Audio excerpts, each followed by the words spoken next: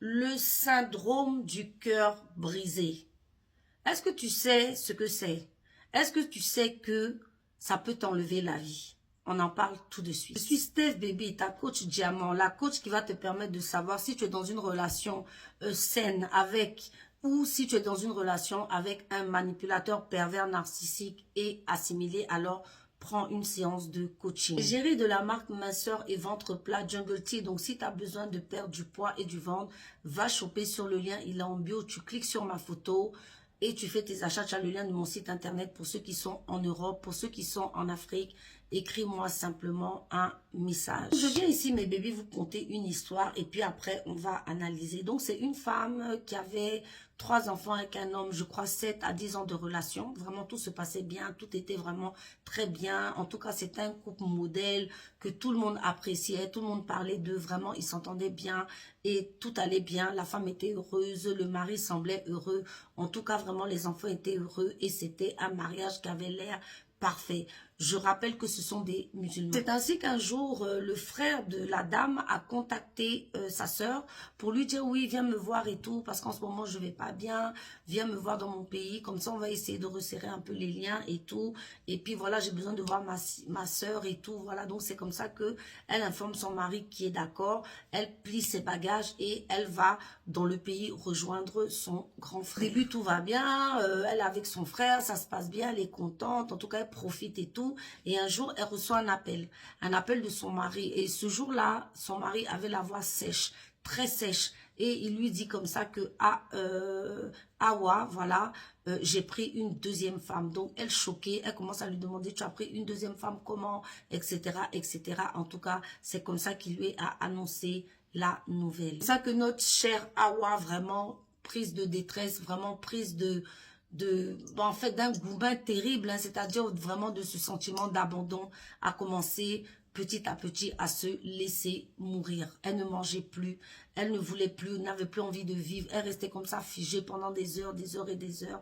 Et c'est comme ça que, suite à son comportement, parce qu'elle ne mangeait plus, elle était vraiment dans un stress énorme, petit à petit, et ben, son cœur a fini par lâcher. Voilà ce qu'on appelle le syndrome du cœur brisé. Oui, le syndrome du cœur brisé existe suite à un choc émotionnel. Là, par exemple, c'était l'annonce en fait que son mari avait une deuxième femme. Voilà, donc voilà une annonce, un choc ou sinon un effort physique intense. Là, vraiment, c'était un choc émotionnel. Pourquoi? Parce qu'elle s'est sentie trahie, elle s'est sentie flouée, elle s'est sentie mentie. Et le monsieur, en tout cas, il a été lâche, il a fait ça derrière elle. Donc, voilà, elle n'a pas supporté. Et voilà comment notre sœur Awa s'en est allée. Certainement par une cardiomyopathie, je crois, un problème de cœur. Parce que le syndrome du cœur brisé se manifeste par un problème de cœur. C'est comme un espèce d'AVC et qui est causé par un choc émotionnel.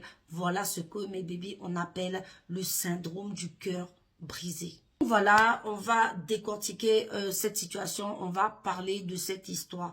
Pourquoi notre sœur Awa vraiment a été, c'est-à-dire que a été surprise, a vécu ce qu'on appelle le syndrome du cœur brisé, c'est-à-dire une maladie de cœur qui l'a emporté. Eh ben, c'est le chagrin, c'est le choc émotionnel, le fait de savoir qu'elle était qu'un homme, que tout se passe bien, tout était parfait, les enfants étaient bien, elle ne pouvait pas s'attendre à cette nouvelle, donc ça l'a choquée, ça l'a traumatisée. Voilà comment son cœur n'a pas supporté. Et oui, les gourmands que vous voyez peuvent vous conduire 4 pieds sous terre. Voilà mes bébés, c'est pour ça que je vous dis ici de protéger votre cœur. Il faut protéger votre cœur. Déjà, moi par rapport à la situation de la dame, et ça c'est quand même récurrent. Vous les musulmans, là je vais parler des musulmans. Vous les musulmans, vous pratiquez une religion qui accepte, c'est-à-dire qui donne l'autorisation à l'homme d'avoir 4 femmes, jusqu'à 4 femmes. Je crois même qu'il y a eu des rois qui en ont eu des centaines, des harems et tout.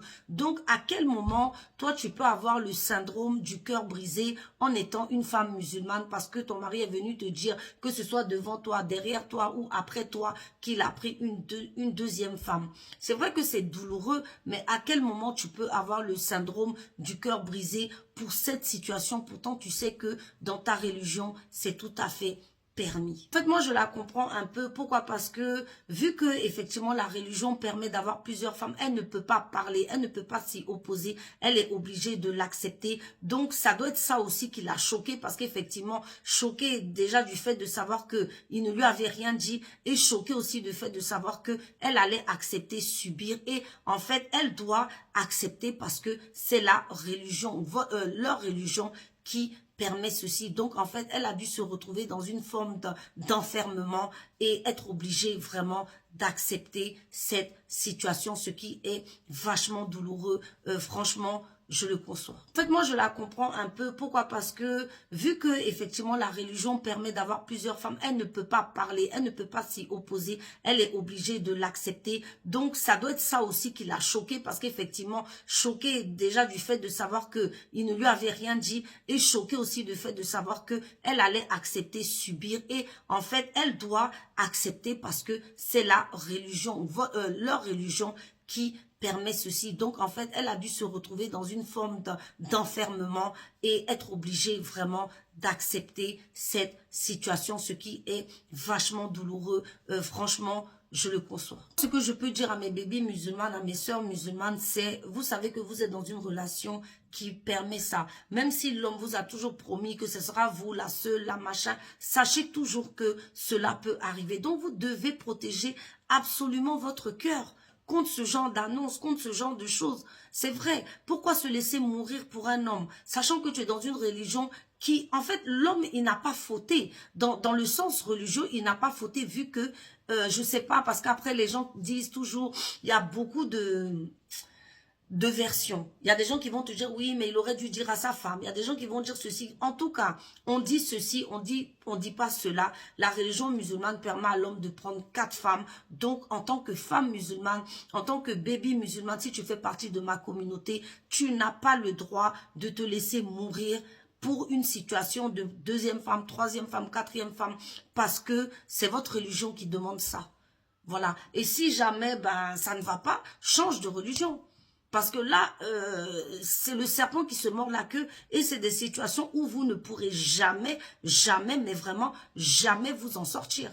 Situation récurrente dans la communauté musulmane, parce que dans les autres communautés, le titre de Chiza, maîtresse et tout, voilà, ça fait des bagarres. La femme, elle se dispute avec la Chiza. Oui, la Chiza, tu as volé le mari. Mais chez vous, les musulmans, il n'y a pas affaire de voler mari. Il y a affaire de plusieurs femmes, il y a affaire de polygamie. Donc, c'est à vous de savoir si vous êtes dans votre religion et que, en fait, vous adoubez, c'est-à-dire vous avez décidé d'être musulmane, donc vous devez accepter, en fait, ce qui se passe dans la religion musulmane. Parce que toi, tu peux pas être musulmane, ton mari est musulman, il prend une deuxième femme et tu te laisses mourir de chagrin, tu te laisses mourir à cause du syndrome du cœur brisé, à cause de la souffrance du fait qu'il ait pris une deuxième femme.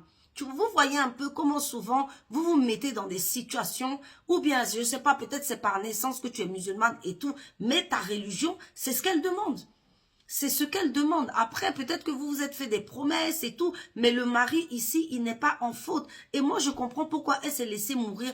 En fait, pourquoi? Parce que elle est dans une détresse, c'est-à-dire elle sait que elle ne peut rien changer. Et ça, franchement, c'est ça qui a qui a fait qu'elle s'est laissée mourir. Mais tu as des enfants, 3 enfants. Tu te laisses mourir par amour et tes enfants, demain, ils deviennent quoi?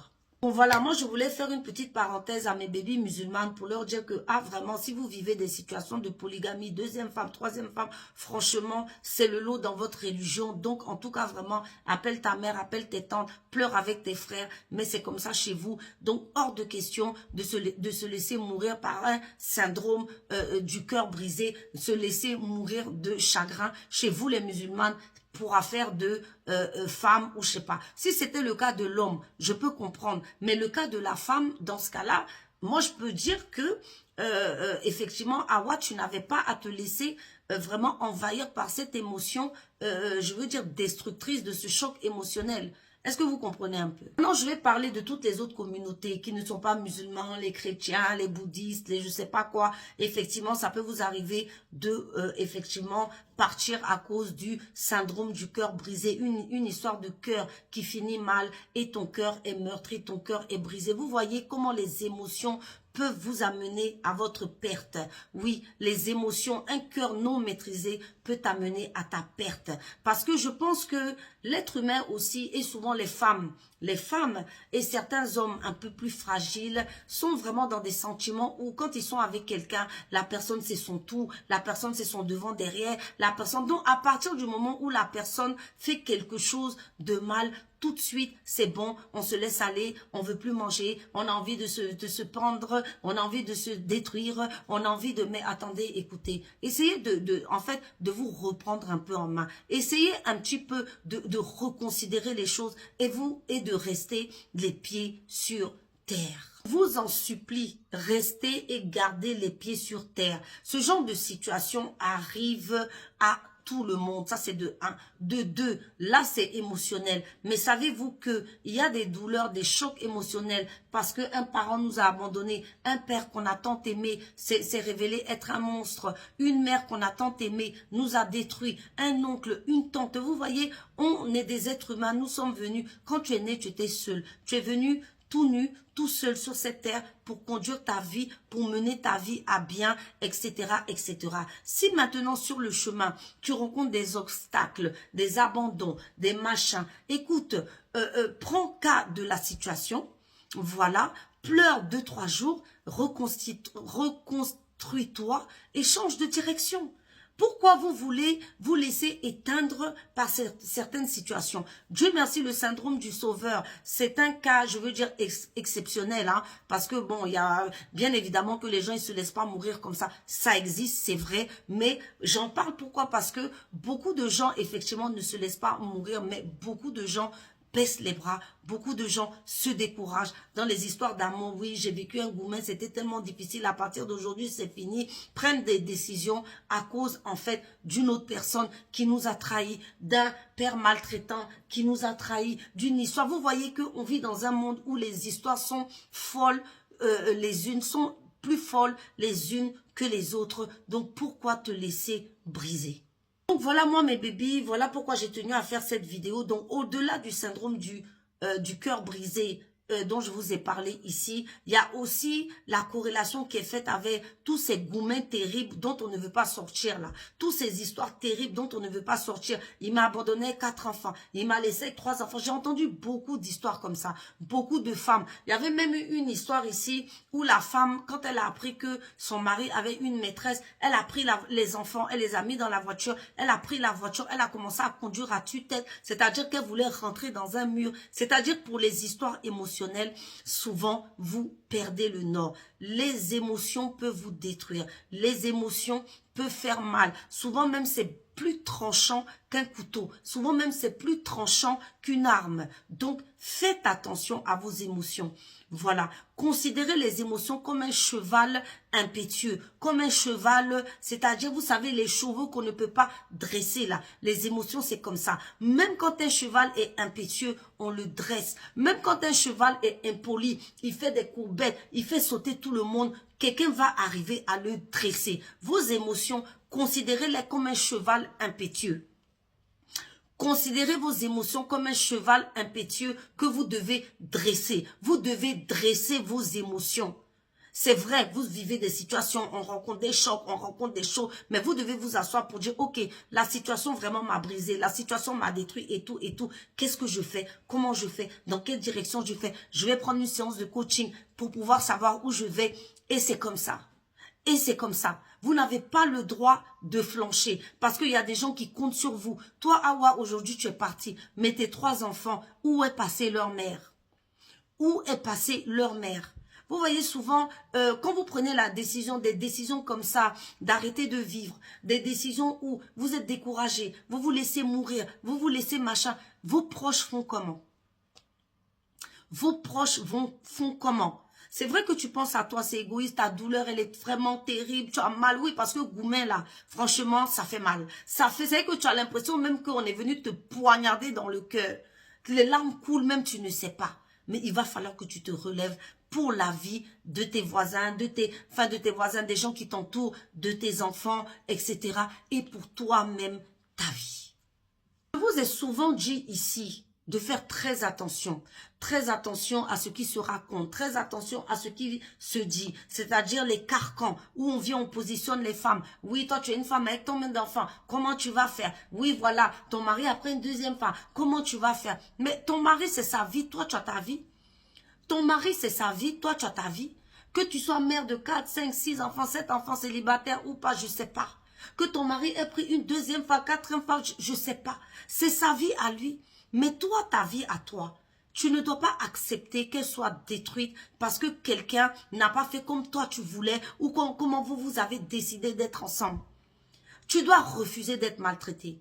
Refuser d'accepter les émotions qui te maltraitent, qui te torturent. Tu vis une situation comme ça, bah divorce. Si pour toi c'est impossible de vivre avec un homme qui a une autre femme, divorce. Si tu ne veux pas divorcer aussi, accepte la situation. Mets-toi dans une position où tu vas pouvoir effectivement, comment je veux dire, gérer ces émotions-là, gérer cette situation-là pour toi, pour tes enfants et continuer à vivre. Parce que la vie, vous savez mes bébés, la vie, c'est une magie aussi. C'est quelque chose de, il faut le dire, c'est vrai que des fois, il y a des épreuves qui sont déchirantes, mais aussi, il y a des choses aussi qui sont merveilleuses. Je vais vous raconter une petite histoire pour clore ce débat. C'est comme si toi, par exemple, tu es de ce côté de la rue. De ce côté de la rue, vraiment, tout est mauvais, vraiment, il y a des poubelles partout, tout est sale, etc.